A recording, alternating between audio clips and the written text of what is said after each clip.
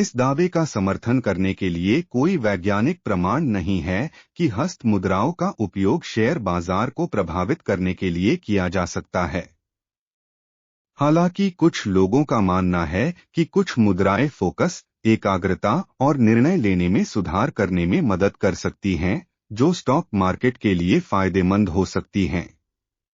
एक मुद्रा जो कभी कभी शेयर बाजार से जुड़ी होती है, वह है गणेश मुद्रा।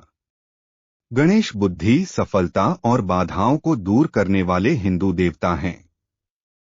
बाएं हाथ को दाहिने हाथ से पकड़ लें और इस दौरान हथेली अंदर की ओर होनी चाहिए।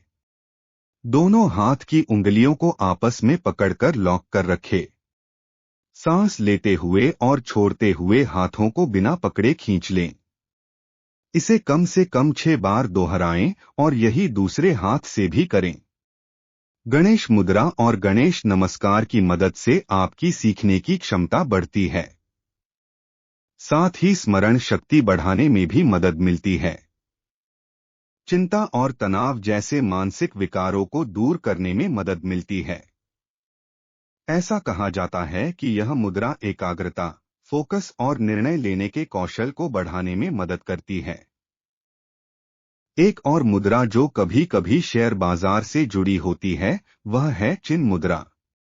चिन्ह मुद्रा सबसे सरल और सबसे अधिक इस्तेमाल की जाने वाली मुद्राओं में से एक है, खासकर बौद्ध योग साधकों के बीच।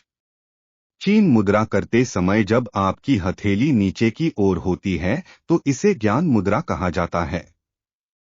भरतनाट्यम में चिन्ह मुद्रा जैसी ही मुद्रा का उपयोग किया जाता है, जिसे हमसायम के नाम से जाना जाता है। यह ध्यान रखना महत्वपूर्ण है कि इस बात की कोई गारंटी नहीं है कि ये मुद्राएं वास्तव में आपको शेयर बाजार में पैसा बनाने में मदद करेंगी। यदि आप मानते हैं कि वे आपके व्यापारिक कौशल को बेहतर बनाने में आपकी मदद कर सकते हैं, तो उन्हें आजमाने में कोई बुराई नहीं है। यहाँ कुछ अन्य मुद्राएं हैं जिन्हें आप आजमाना चाहेंगे। ध्यान मुद्रा, ज्ञान मुद्रा, अपाना मुद्रा।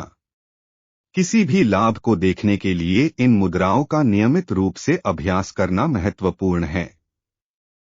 आप इनका अभ्यास तब कर सकते हैं जब आप ध्यान कर रहे हों, किसी शांत स्थान पर बैठे हों या जब आप ट्रेडिंग कर रहे हों तब भी। वीडियो देखने के लिए धन्यवाद।